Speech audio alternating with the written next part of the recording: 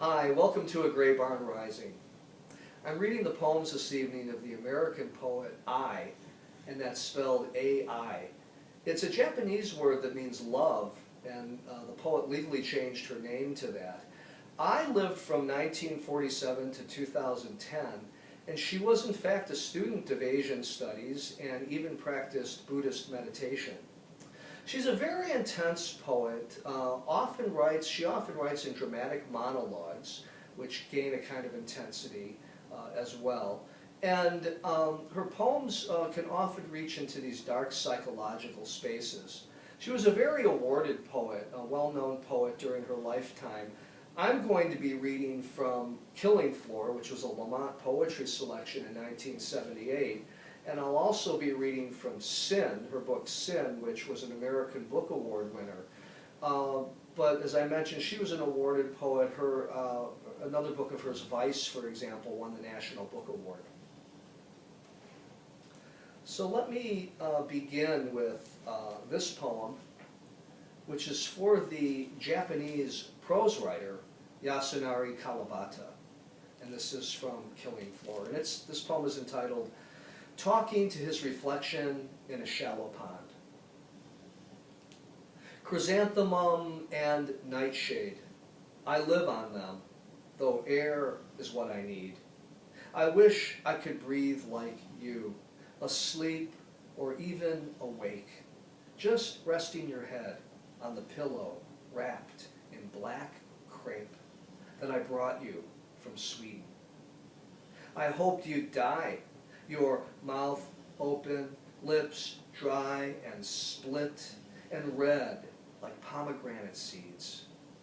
But now I only want you to suffer. I drop a stone in the pond and it sinks through you. Japan isn't sliding into the Pacific this cool April morning. You are.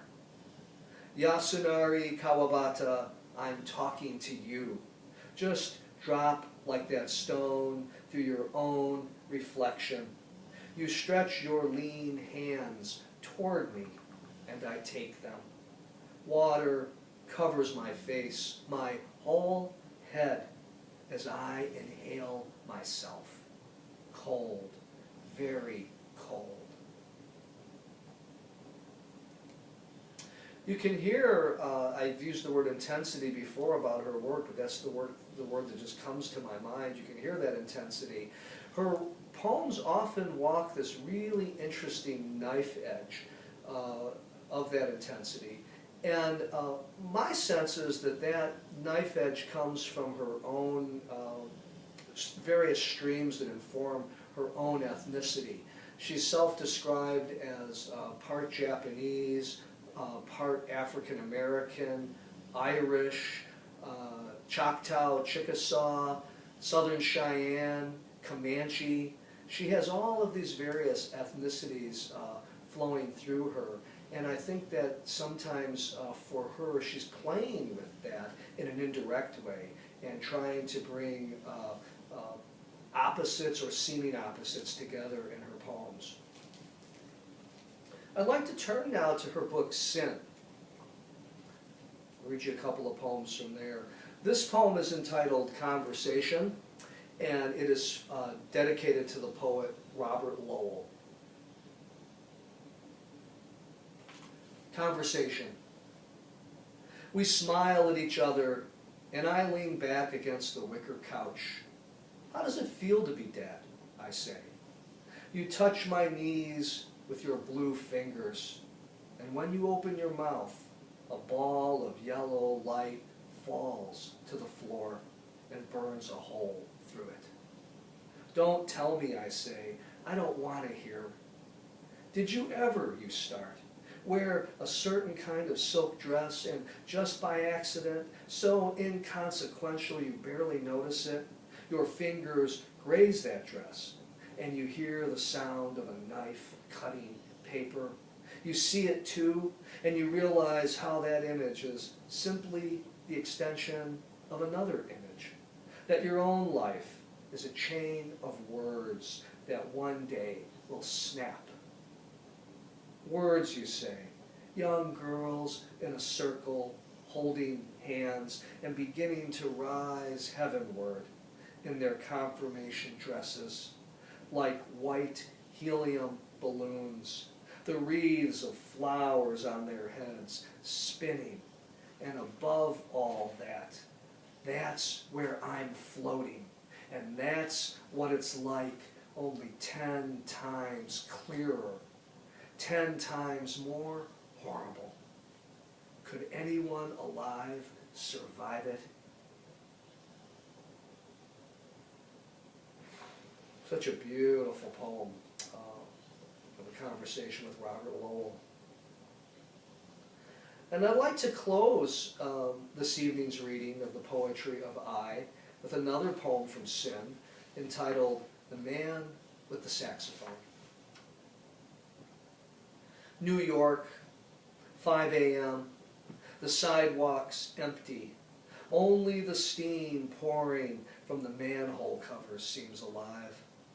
As I amble from shop window to shop window, sometimes stopping to stare, sometimes not.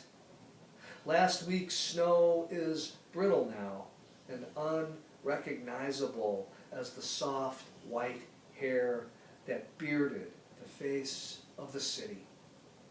I head farther down Fifth Avenue toward the 30s, my mind empty, like the Buddhists tell you is possible if only you don't try.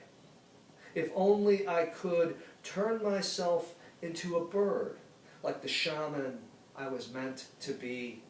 But I can't. I'm earthbound, and solitude is my companion, the only one you can count on.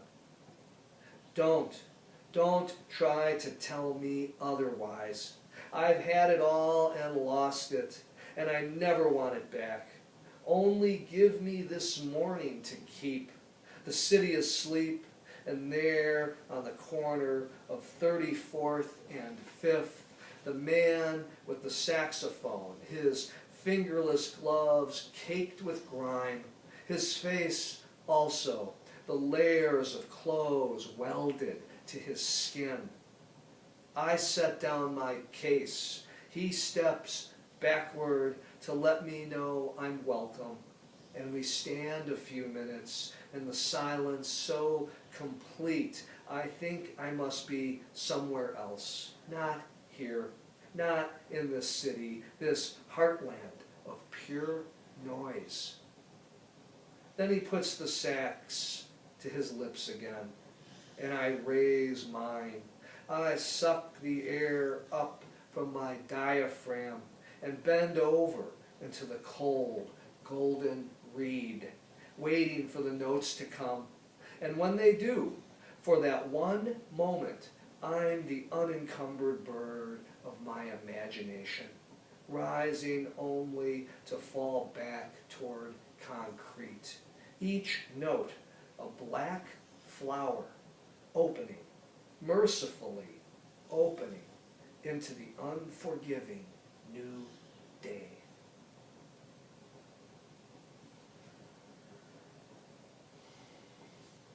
So those are a few poems to give you a taste of the wonderful American poet I read from Killing Floor, and I also read from her book, Sin.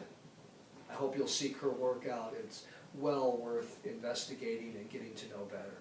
Thank you so much for joining Bootsy and me for another episode of A Great Barn Rising.